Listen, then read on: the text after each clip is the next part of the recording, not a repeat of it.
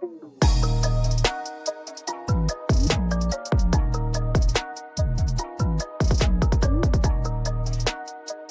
back to Mama Mystery. I am your host, Kelly, and today's episode is going to be a weekly Docket episode where I recap the top headlines in true crime for the week.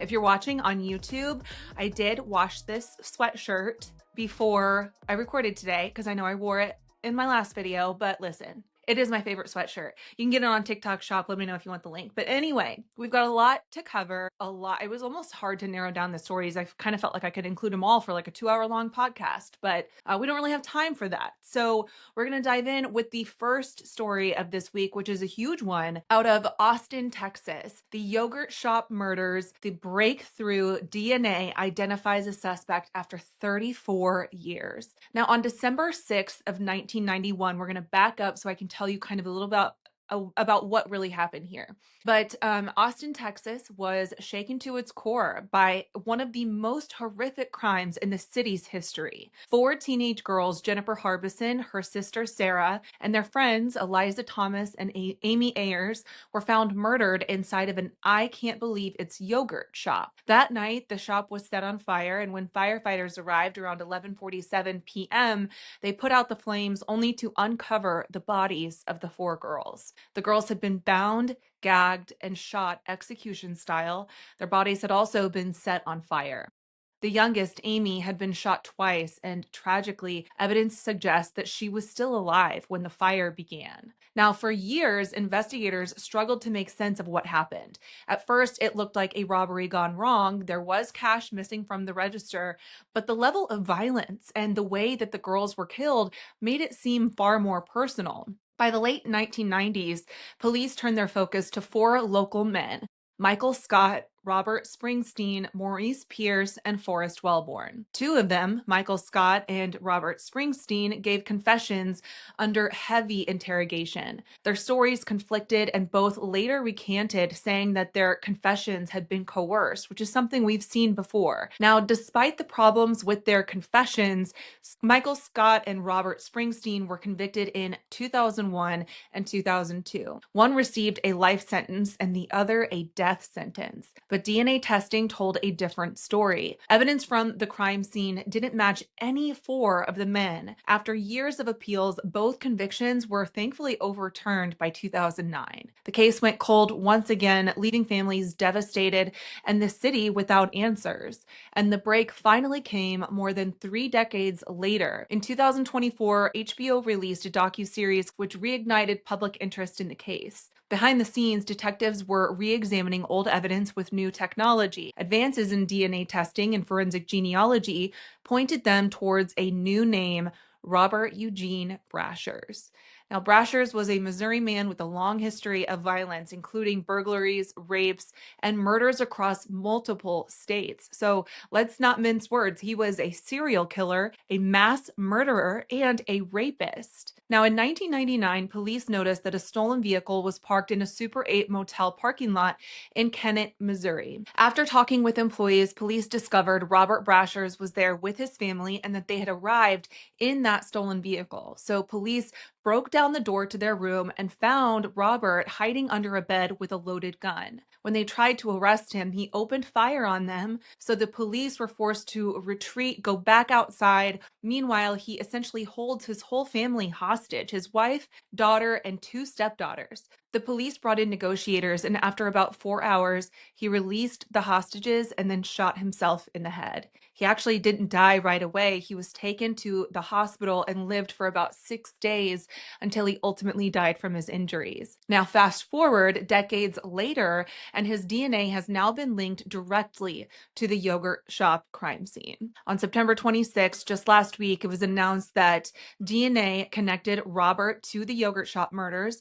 A partial YSTR DNA profile was developed from a vaginal swab from one of the victims. That profile did not match any of the previous 4 boys that were questioned or later suspected and then convicted, but last week they were finally able to match DNA with advanced DNA screening, and it came back to Robert Eugene Brashers. Robert's daughter, in interviews with local news stations, expressed shock and sadness upon learning about the latest murders linked to her own father. Deborah Brashers told KVUE TV that she was just an infant when the Austin murders happened and just 8 years old when her father died. She told KXAN TV that she didn't know why he ended up in Austin other than to note that he worked in construction. She said she believes that more crimes could come to light with this new revelation. So if that does happen, I'll be sure to bring that to you here on the weekly docket. Next, police in Vallejo, California made a disturbing discovery this week when they found the remains of a missing woman hidden behind a secret wall inside of a home piled floor to ceiling with clutter. After receiving a tip, investigators went to the residence of Douglas Irwin Shaw, who lived alone in what neighbors described as a hoarder house. When officers searched the property, they found that he had built a concealed space in the wall, and inside of it, they discovered the missing woman's body. Authorities say that Shaw not only admitted to the killing, but also described how he constructed the hidden compartment to conceal her remains. Vallejo Police Chief Shawnee Williams called it a heinous crime and said the level of planning was unlike anything his department had seen in years. Neighbors told reporters they were not surprised when police swarmed the property. Some described the house as overrun with junk, trash, and strange modifications, and many had kept their distance for years. One neighbor said, quote, "We always thought something was off about that place, but none of us could have imagined this," end quote. Shaw has since been arrested and charged with murder and concealment of a corpse. Investigators are still working to determine the victim's exact cause of death and whether there may be additional victims, given the unusual layout of the home and Shaw's background. Now, the victim in this story is Renia Lewis, who was last seen on Friday, September 28th. According to the Vallejo Police Department's press release, quote, "Officers contacted the reporting party and completed a missing persons report. Officers then entered her information into the law enforcement missing persons database, while multiple VPD officers were assigned to search for the missing woman. That same day, the Patrol Division's investigation led officers to the Hoarder house in Vallejo. There were indications that the missing woman may have been inside the residence at some point before she went missing. Officers entered the residence to conduct a welfare check and a cursory search of all the rooms, closets, and places a person could hide, but found no signs of the missing woman. The Vallejo Police Department Detective Division was called out that afternoon and took over the investigation. The next day, September 29th, the California Highway Patrol issued an ebony alert, and the local police sought help from the FBI. The mom and other relatives had also been searching the area on their own, finding her phone on the roof of a nearby school, and they were able to narrow down her location because she was on Life 360. So I'm about to show you a video that was posted by someone close to Renia. And so if you're only listening to this episode, I'll just kind of explain to you what is being shown. But this person is at the actual house of this guy, going into the backyard, showing up at his door. Like, it is up close and personal. And this is incredibly risky. I would never recommend anybody do this, but I have to hand it to this girl who deeply cares about Renia and took matters into their own hands. So go ahead and watch this. Oh, boom, we here at the house. This is the nigga and the bitch. The nigga, I got his phone number. He won't answer the phone. Phone is going straight to voicemail. Like, nobody's have been home all weekend. We've been here since Saturday night. And this nigga not answering. He got hella different addresses and hella shit. Like, this shit hella fucking dirty. Like, this shit is just fucking crazy. Like, a motherfucker came through the back over there. The phone was on the roof over there in the school, directly right here. And yeah. Now, I realize just listening to that clip doesn't give you a lot of information, but watching it, you see just how filthy this place is, how run down and just depressing it is. Also, the IDs that she's showing in the video are actually not that of the man who was eventually arrested. Those two IDs belong to people who lived near Douglas's house, apparently, but they are not connected to the case as of right now. On September 30th, the investigation led detectives back to that residence. Based on new information, detectives were granted a search warrant to thoroughly search the residence, and during this search, they discovered a concealed entry into the attic. Officers searched the attic and located the remains of a deceased female inside that is suspected of being the missing woman. They obtained additional information that identified Douglas Irwin Shaw, a 41-year-old resident of Vallejo, as the suspect in the death of the female, and he was subsequently placed under arrest at his place of employment. Renia Lewis was only 28 years old. Next, FBI's most wanted Cindy Rodriguez Singh has been captured abroad. After years on the run, Cindy, one of the FBI's 10 most wanted fugitives, has been captured overseas and returned to the United States to face charges. Cindy gave birth to her son Noel on February 2nd of 2017. He was born premature and had several physical and developmental disabilities, including a visual impairment, a limp, speech delay, esotropia, and a chronic lung disease. Cindy allegedly believed that his ailments were because he was born evil and possessed by a demon. So she would deprive him of food and water to avoid having to change his diaper. And anytime she caught him drinking water, she would allegedly beat him with a set of keys. In 2020, she was sentenced to 10 years of probation after she drunkenly drove her car into a pole with two of her children in the car.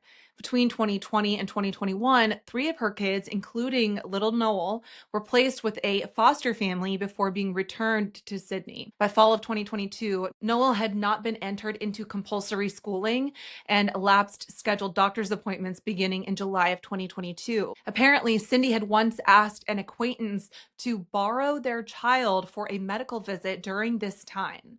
On November 1st of 2022, Cindy took passport pictures for 6 of her children, not including Noel, and applied for passports for her family, again, not including Noel. And then a few days later, she was searching for how much a trip to India would cost. In March of 2023, Cindy lied to investigators and told them that Noel was living with his biological father in Mexico. The day after she told them this, her new husband, Arshdeep Singh, threw away carpet that was later believed to have human remains on it at one point. The next day, this same guy stole $10,000 from his job, and then Arshdeep, Cindy, and their kids flew to India.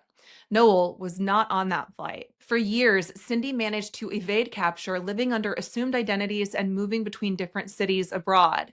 After years, the FBI tracked Cindy to Punjab, India, where local police worked with the U.S. officials to arrest her. She was taken into custody earlier this month and extradited back to the U.S. to face charges of murder, obstruction, and flight to avoid prosecution. Neighbors from her old community in New Jersey say that the arrest brings long-awaited relief. One former neighbor told reporters, quote, "We always hoped she'd be caught. That little boy deserves justice." Prosecutors have said that they will seek the maximum penalty.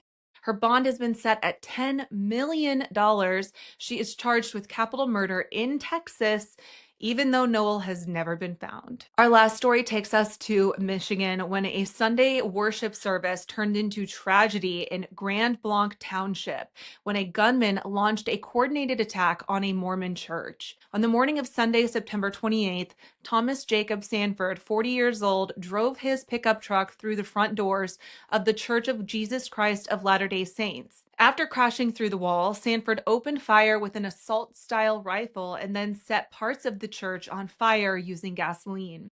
By the time police had arrived, 4 people had been killed, and at least 8 more were injured, some from gunfire, others from smoke inhalation, as flames spread through the building. Authorities later said that the entire attack unfolded in just a few minutes. Sanford was ultimately shot and killed in a gunfight with responding officers. Among the victims identified so far is John Bond, who was 77 years old, a Navy veteran, grandfather, and longtime member of the congregation. He enjoyed golf and trains. He loved his wife, Joanne, and their 6 children and 10 grandchildren. The victims' ages ranged widely from children to older adults, leaving families across the community devastated. Benjamin Phelps and his young son were both injured in the attack. Benjamin, an Idaho native, lives in Linden with his wife and children, and they've been involved in overseas missions. Their son has been released from the hospital to recover at home, but Benjamin still faces a long and difficult recovery. Jared and Brandy Hicken and their young daughter were all injured in the attack as well. Jared Hicken is a 4th-year chief emergency medicine resident and also participated in overseas missions. Brandy and their daughter were released from the hospital, but Jared is still there and his condition has not been made public. Craig Hayden lost his life during the attack as well. He was married to his wife for 50 years and he was a leader within the church. His daughter Julie posted a letter that her sister wrote about the attack. She was there when it happened and said that while she was comforting her dad and placing her hands on him after he had been shot, the shooter came up to her and stared at her right into her eyes. She says, "In that moment, moment, quote, "I saw pain. He felt lost. I deeply felt it with every fiber of my being. I forgave him. I forgave him right there, not in words, but with my heart," end quote. Investigators revealed Sanford had a military background. He served in the Marine Corps and was deployed to Iraq. Friends told reporters that he harbored a deep resentment toward the Mormon church, stemming from a failed relationship over a decade ago where he was in this intense relationship, but she would not be with him unless he converted to the Mormon faith. And ever since then, he has just had, I don't know, I guess a deep-seated hatred towards the Mormon faith. In the days before the shooting, he reportedly made hostile comments online, calling Mormons the Antichrist. Police also found IEDs in his truck, suggesting the attack had been carefully planned. The FBI has joined local authorities in the investigation, calling the attack both targeted and religiously motivated. Officials say Sanford acted alone, but are working to determine if he left behind digital evidence or a manifesto of some kind. Now I'll leave you with this as you go into the weekend. Multiple online campaigns were set up to help the victims' families, as is typical in situations like this. But what is not typical, and the first time I've ever seen anything like this, is that a Give, Send, Go campaign was set up for none other than the shooter's family. So far, that campaign has raised over $180,000. And it says, quote, "My name is Dave. Like all of you, I was shocked by the murders at the LDS Chapel in Grand Blanc, Michigan on September 28th. Multiple families were left grievously wounded and in need of help. One of the families that suffered a terrible loss on that day was the family of Thomas Jacob Sanford, the shooter. Sanford leaves behind a wife and children who must be grieving. They will face financial hardship and psychological trauma as a result of this week's horrifying event. On top of that, one of Sanford's sons deals with serious medical challenges that require ongoing care, treatment, and specialized support. In the past, the family attempted to raise funds for him, but with limited success. I have no connection to the Sanfords or to Grand Blanc. I am an ordinary member of the Church of Jesus Christ of Latter-day Saints. I'm a fantasy and science fiction writer, and if you know me at all, it's probably because you've seen me on an LDS YouTube channel, such as The Stick of Joseph or Ward Radio. But James teaches us that, quote, pure religion and undefiled before God and the Father is this, to visit the fatherless and widows in their affliction, end quote. The purpose of this Give, Send, Go is to do that. Every donation will go to help provide for the Sanford family's daily needs, provide for ongoing medical treatment, and create some stability in a time of heartbreak and upheaval. Thank you for your kindness, your compassion, and your willingness to lift up those who are suffering, end quote. If you're interested in donating to any of these campaigns, I will put links to all of them in the show notes for this episode. Thank you so much for listening to this week's episode of the Weekly Docket. We'll be back next week with a deep dive on Tuesday and another Weekly Docket on Friday. Have a great weekend. Stay curious, stay vigilant. Mama Mystery out.